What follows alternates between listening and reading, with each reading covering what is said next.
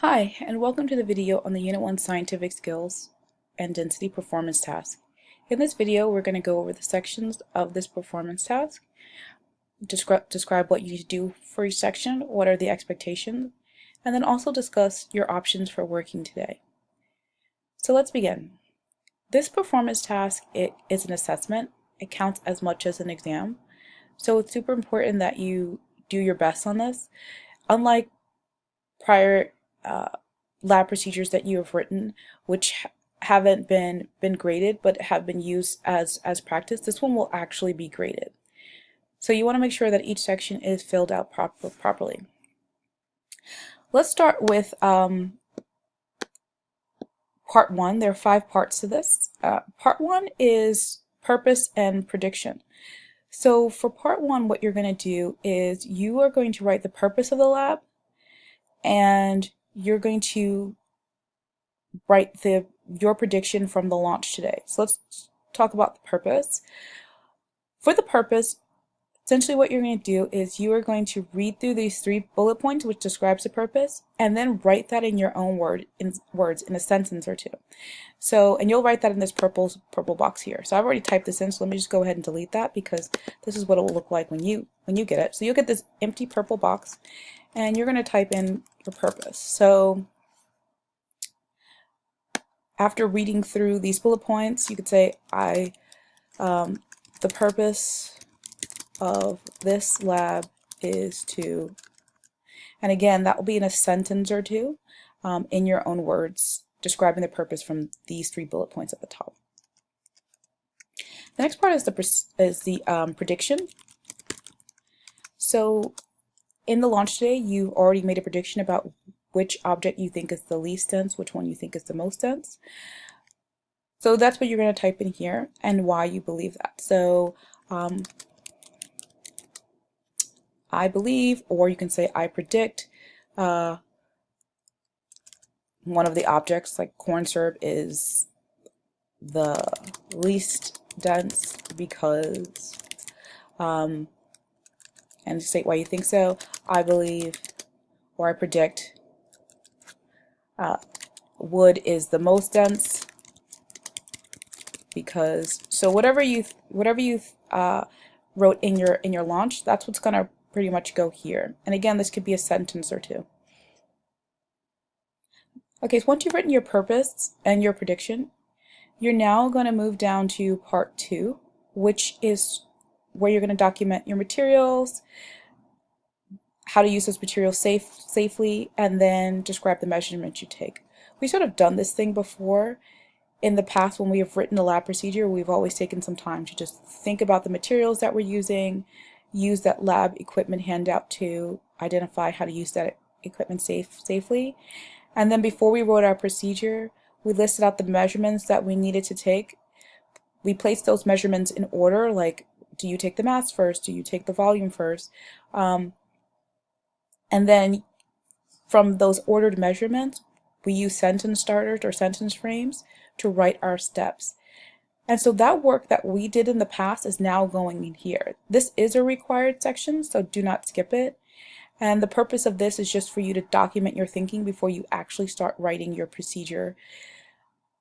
Now, because this part here is just more like a draft, just like for documenting thinking and thoughts, there may be things that are written here that later on you change, and that's okay. You don't have to worry about making this section perfect. It's really like a brainstorming and really getting you started before you're actually writing. But again, this section, part 2, is required, so do not skip it. Next part is your lab procedure. So for this section here, this is where you're actually writing the procedure. You need to write your purpose, your safety, your materials, the procedure, which are your lab steps, and create a data table. All within this section. So you're just going to type here. Notice how that in this case, unlike in the past, this is completely blank. So you need to make sure that you have distinct sections for each of these lab sections, right? And if you don't recall what that looks like, you can refer to the labs that are returned, your lab procedure for density of a solid that was returned to you, or any of the Google resources that we used in the past. But now you're completely doing this from a blank slate as opposed to a templated document. But again, this section is where your lab procedure goes. Now it's important to note that for this performance task, since it's an assessment, you're doing majority of this independently, and that includes this lab procedure. So this lab procedure will be due on Monday in class.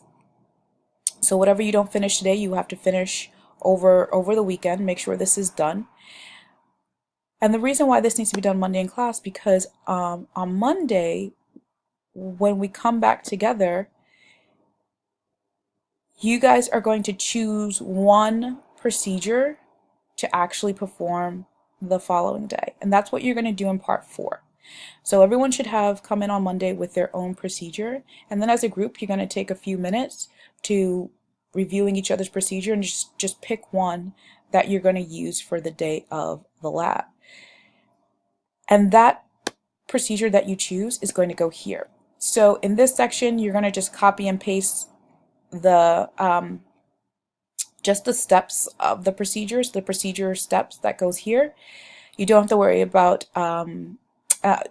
so you need to have your materials and your safety and your procedure steps written here.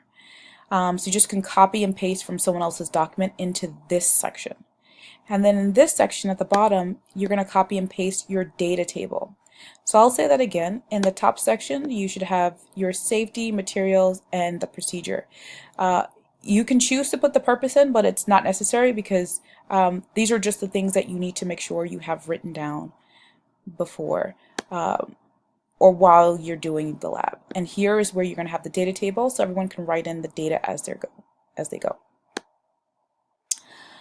Okay, the last section is findings and reflections. This will be done after you're finished with the lab, where you're going to write down, communicate what you found in the lab. So we'll talk about that later. The last thing that we have here is a rubric. You can read through this. We will not be going through this today, but just note that for this rubric, for everything, we're going to aim for a 3. In this first performance task, we're aiming for a 3. Okay. One final note that I forgot to mention for part 3 is that for the procedure and data table, you're measuring the densities of 3 different objects. So you need to make sure that you have 3 separate procedures, 1 for each object, and 3 separate data tables, 1 for each object. So just note that in this section, there should be 3 data tables and 3 procedures. Okay. Lastly, options for today. So for today, you have an option of working either independently, if you feel like you're ready to go and just want to work independently, or you can choose to work in a pull-out group in the back. So now that you have an idea of what is in this performance task assessment, there's a couple things that you're going to do now. You're going to first think about where you choose to work today, whether you want to work at your desk independently or in the pull-out group. And I also want you to list any questions you have about what you need to do for this performance task so that you can check in with a partner and get those questions resolved. All right, I hope you guys have a quality day.